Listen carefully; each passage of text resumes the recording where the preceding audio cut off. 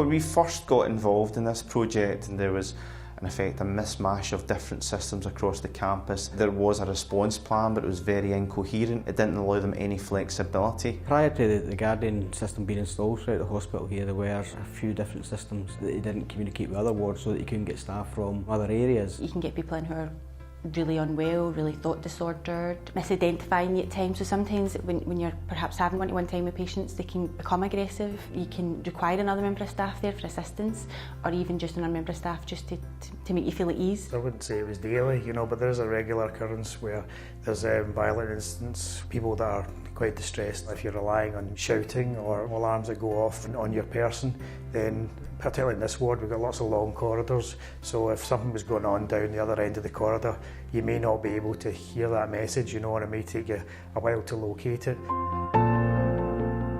The system has both staff attack and nurse call features. Within each room we have nurse call points.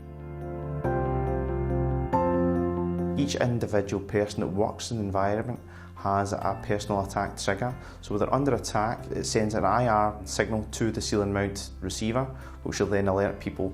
There is large IP displays on site. They're connected again through the network.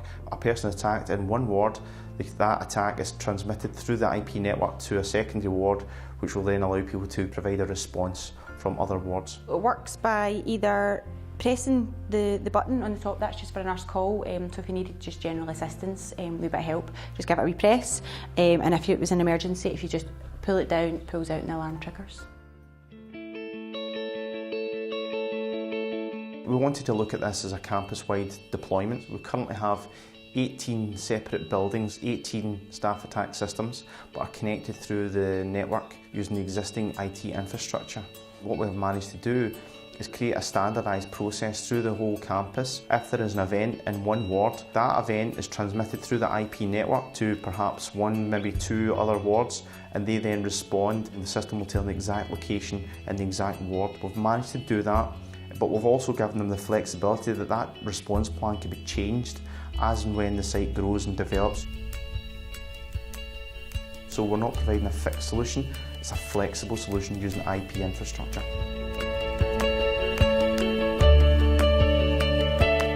A reliable system throughout the whole hospital, and if an incident does happen in any particular area, other areas are alerted right away and they can respond quickly to the incident. No, I definitely feel safer wearing it. You know that there's always a member of staff close by, knowing that you can alert people and they know literally exactly where you're standing, so you do feel a lot safer.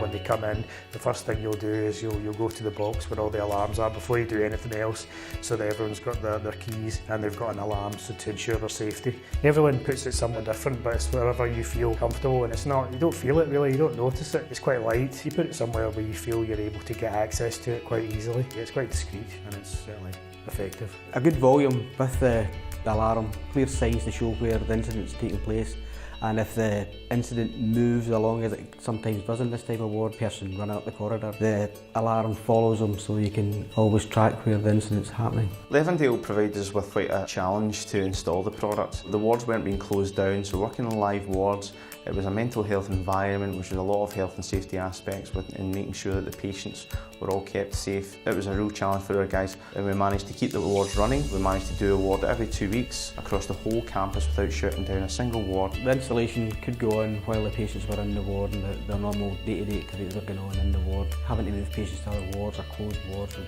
really be too much a disruption in the service. From our perspective and from the company perspective, we're really pleased about the solution that we have provided for Leverndale. We're really happy that now it has been actually used as a case study on how to do staff attack systems in mental health environments within the NHS. We're really happy about our involvement in this project and looking forward to further projects within the NHS.